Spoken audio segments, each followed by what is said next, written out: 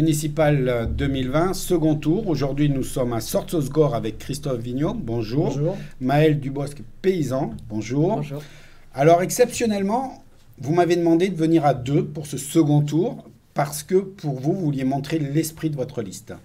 Oui, on voulait montrer qu'on était une vraie équipe. Et puis en fait, on est sur les photos tous les deux. On est ensemble sur tous les événements. Et donc, c'était montrer cette cohésion.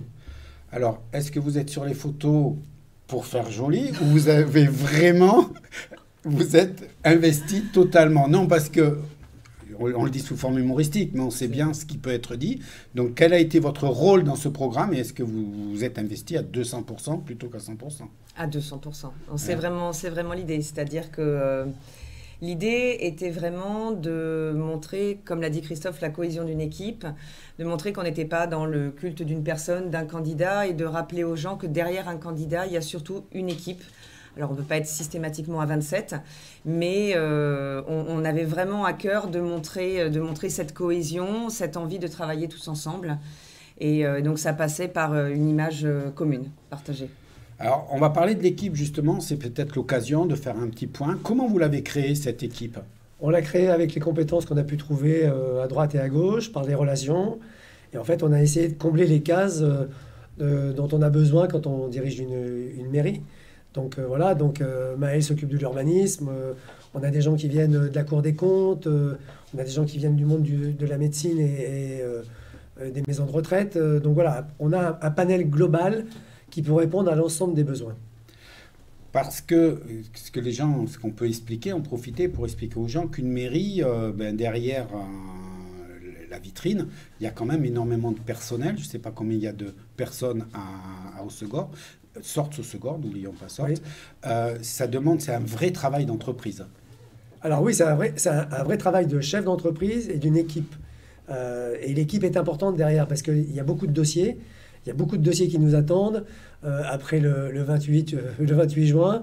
Donc oui, il faut que les gens soient, en tout cas dans l'équipe, soient suffisamment compétents pour les prendre à bras-le-corps et pour pouvoir les mener à bien. Donc c'est pour ça que l'équipe a été majeure au départ pour pouvoir se lancer. Alors, on est au second tour. On a les résultats du premier tour et ça a été un peu une agréable surprise pour vous, votre score? Oui. Oui. Oui, sincèrement. Surtout que je pense que personne ne nous connaissait par rapport aux deux autres listes. Et pour une équipe neuve et inconnue, 37%, on a été effectivement très satisfait. Alors, la troisième équipe s'est retirée. Oui. Je sais qu'il y a eu des contacts. Souvent, il y a des fusions à ce moment-là. Et vous êtes resté contre la fusion en quelques mots. Alors, on est resté contre la fusion parce qu'en fait, on n'était pas d'accord sur certains dossiers, sur la manière dont on pouvait les faire et les travailler. Et puis, en fait, il était difficile de dire à 6 ou 7 personnes de votre équipe que, pour des raisons politiques, il fallait s'en aller. Donc, on a gardé cette cohésion et cette ligne qu'on s'était donnée du début jusqu'à la fin. Voilà, donc on reste droit dans nos directives et dans notre lignée. Donc on peut même en déduire que ça va être votre philosophie de travail. Absolument. Vous avez des idées, vous les gardez, vous allez jusqu'au bout si vous êtes élu. Alors en écoutant, c'était l'idée de début, c'était en écoutant les gens, on peut changer d'avis ou en tout cas on peut s'améliorer. Mais là en ce qui concerne la liste, c'était pas possible de faire une fusion parce qu'on avait des choses qui étaient trop divergentes. Sinon on aurait fait la liste au départ avec eux. 14 points de différence avec Monsieur Arbeil, qui est votre concurrent direct, puisque vous n'êtes plus que deux, il faut choisir entre l'un et l'autre. Pour vous, 16 points, 13 points pour gagner, c'est jouable? Vous y croyez à fond? Oui, on y croit à fond, sinon on ne serait pas là déjà, on ne serait pas allé jusqu'au bout, et de deux. Et puis en fait, ce qu'il faut, c'est que les gens se déplacent, oui, ça c'est important. Et puis il y a une vraie demande. Il y a une vraie demande dans la manière de faire, dans la manière de gérer, dans l'écoute, le partage. Et ça, c'est quelque chose qui nous différencie. Rapidement, on va faire le tour du programme. On ne va pas trop, puisque vous étiez venu lors du premier tour. Le programme a-t-il justement changé depuis avec les événements qui se sont produits? Alors, on a eu quelques... Oui, alors bien entendu, le Covid est passé par là. Donc, on a mis des priorités qui sont liées à la relance de l'économie de notre ville, avec des exonérations pour les terrasses ou de l'amélioration, en tout cas, pour que les commerçants et les entreprises puissent vivre.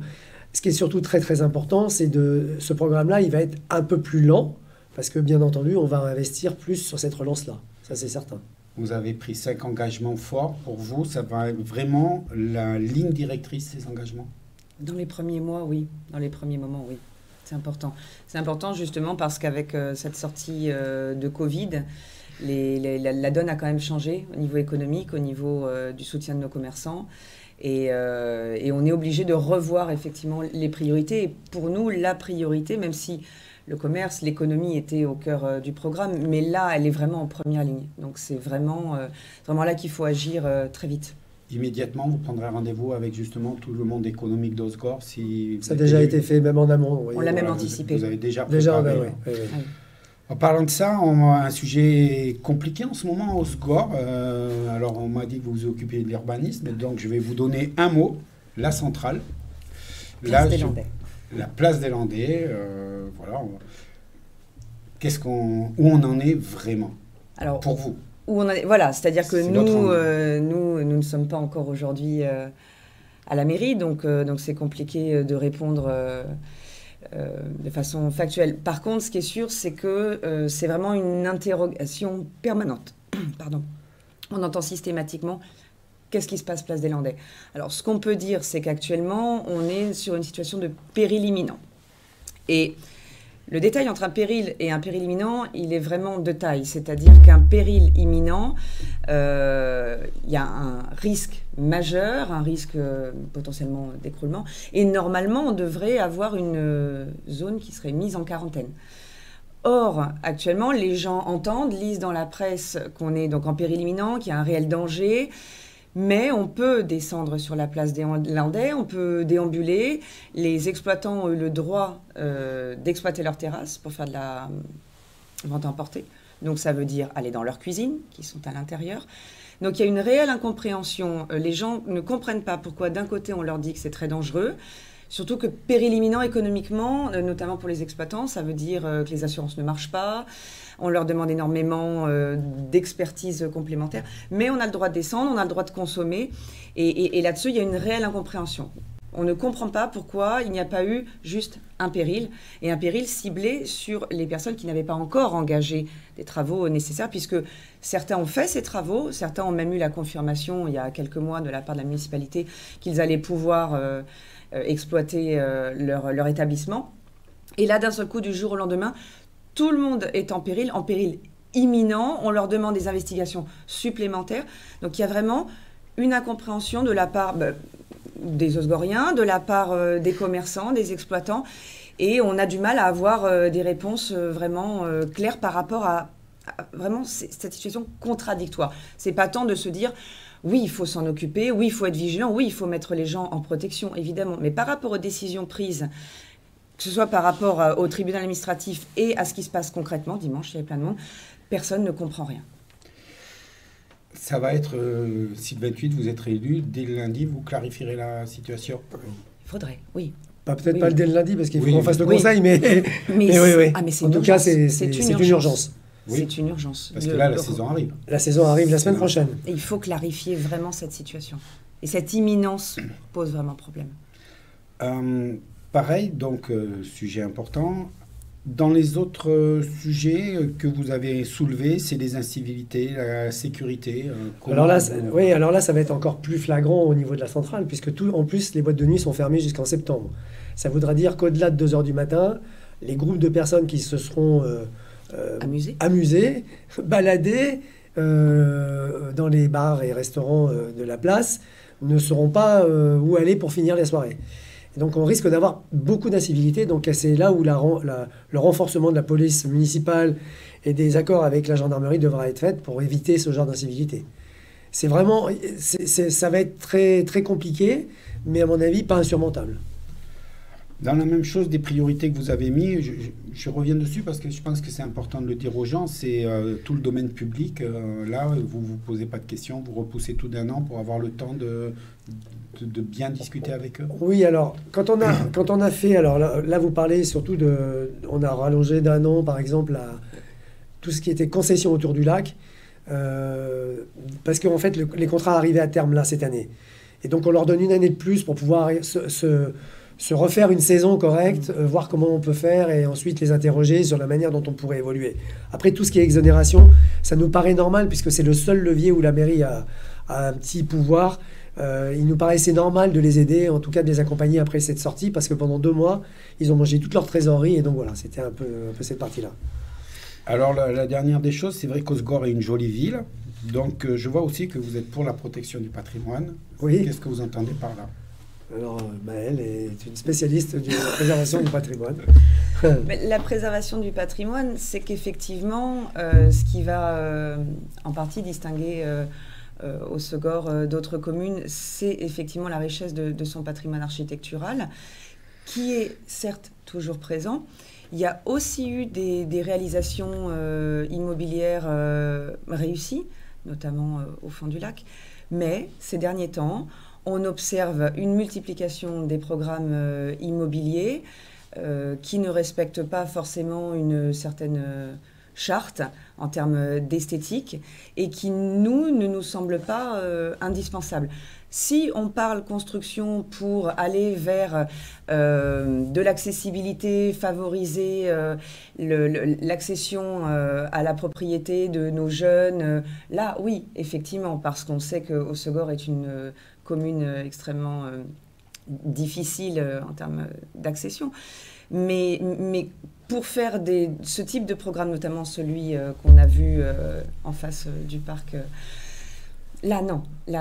On a vraiment le sentiment que l'évolution en termes d'urbanisme ne va pas dans le bon sens. Et là où ça devient très difficile, c'est que c'est l'urbanisme en général au niveau national, c'est qu'on est aussi victime de lois, de directives, où au-delà même d'un choix de municipalité, il va falloir aller se battre contre des directives nationales qui, malgré ce qui peut être écrit, ne va pas dans le sens de la protection patrimoniale.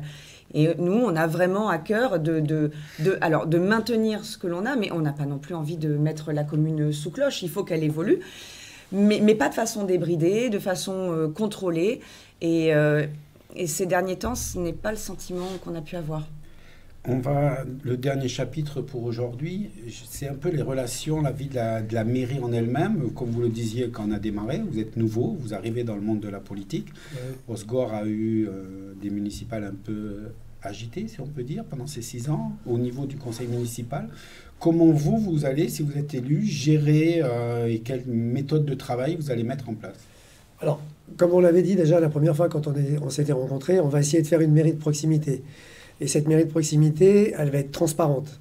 Tous les 2 ans, on va montrer à nos concitoyens ce qui a été fait et ce que l'on souhaite faire. Donc déjà, c'est la première des choses. Il va y avoir un conseil municipal en direct.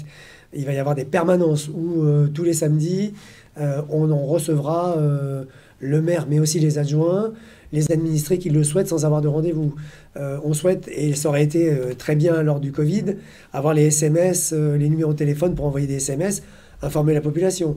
Donc voilà, ce qu'on veut, c'est d'abord essayer de faire une mairie de proximité qui va avoir un lien avec ses concitoyens, être dans le dialogue, dans le partage.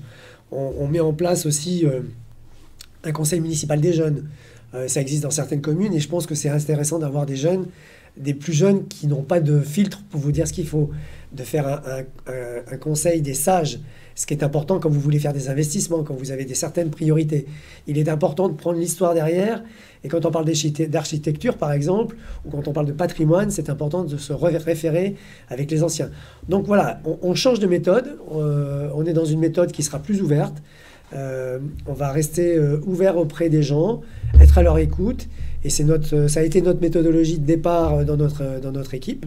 Et c'est comme ça qu'on a constitué notre équipe. Et c'est ce qu'on va vouloir faire transpirer lors de notre venue à la mairie, si le 28, les gens nous font confiance. Mais pour soutenir ce que tu viens de dire, donc là, on est sur une volonté de proximité, de dialogue avec la population. Elle est, comme tu viens de le dire, également présente en interne parce que la commune a effectivement fait parler d'elle il y a 3 ans. On a cette volonté-là depuis le début et depuis le temps maintenant qu'on travaille tous ensemble, je pense que là, on sait qu'a priori, l'équipe est soudée. On a appris à se connaître pendant des mois. On a une réelle volonté de travailler ensemble. Et il y a une 3e dimension qui est souvent oubliée, c'est aussi la dimension de travail avec les équipes en place dans la mairie. C'est vrai qu'on a tendance à oublier qu'une mairie a en son sein des gens qui travaillent, qui voient passer les équipes, et on les met souvent en parallèle. C'est-à-dire qu'on a tous les 6 ans une équipe qui arrive, et le dialogue en interne n'est pas souvent bon. Et donc, il y a cette dimension vers la population, il y a cette dimension entre nous, et il y a aussi cette volonté d'être dans la transparence, le dialogue, l'échange, l'écoute, avec les équipes de la mairie, qui elles aussi ont besoin d'être écoutées. Très bien. Voilà. On arrive à la dernière question, toujours la même. Au moins pour la dernière, je n'ai pas de souci. Vous la connaissez, je vous l'ai déjà posée. Donc, je ne sais pas qui répond. Le 28 juin, alors déjà, le 28 juin, il faut aller voter. Quel que soit, si vous êtes d'accord avec moi, quelle que soit la liste, il faut, la première des choses, il faut que l'abstention soit le plus faible possible. On a le droit de râler après un maire, on a le droit d'être heureux d'avoir un maire à partir du moment où on a été voté, parce qu'autrement, c'est un peu bizarre. Donc, pourquoi justement vous choisir vous, plutôt que choisir l'autre liste? D'abord parce qu'on est jeune, en fait, on a une vraie volonté, on a une vraie équipe compétente, avec une équipe de gens qui sont dans tous les domaines. Et donc, à ce moment-là, on a la possibilité de répondre à toutes les problématiques qui vont nous arriver. Ensuite, les gens feront leur choix. Ce qui est certain, c'est que même si on arrive de nulle part, comme l'a expliqué un peu Maëlle, on a des vraies compétences qui font que, et puis on a une vraie énergie qui est prête à partir pour 6 ans. En tout cas, on veut le faire. Et un amour de la commune. Et un amour de la commune. Et de ses habitants. Absolument. L'amour de la commune aussi, il faut vraiment le... Je pense que l'amour de la commune, c'est ce qui nous a fait d'ailleurs démarrer, sinon on ne serait pas là. Voilà. Très bien. Merci beaucoup d'avoir pris le temps de venir nous voir. Donc c'était Sorts-Hossegor, le 28 juin, il faut aller voter, je me répète, d'autant plus que toutes les mairies, sans exception, ont mis le dispositif pour qu'il n'y ait aucun risque. Aujourd'hui, on ne va pas se mentir, Covid-19 est passé par là, mais aujourd'hui, dimanche, vous pouvez y aller, il n'y aura pas de risque. Allez voter, choisissez votre maire, ils vous ont expliqué pourquoi eux, relisez l'autre liste et choisissez. À très bientôt.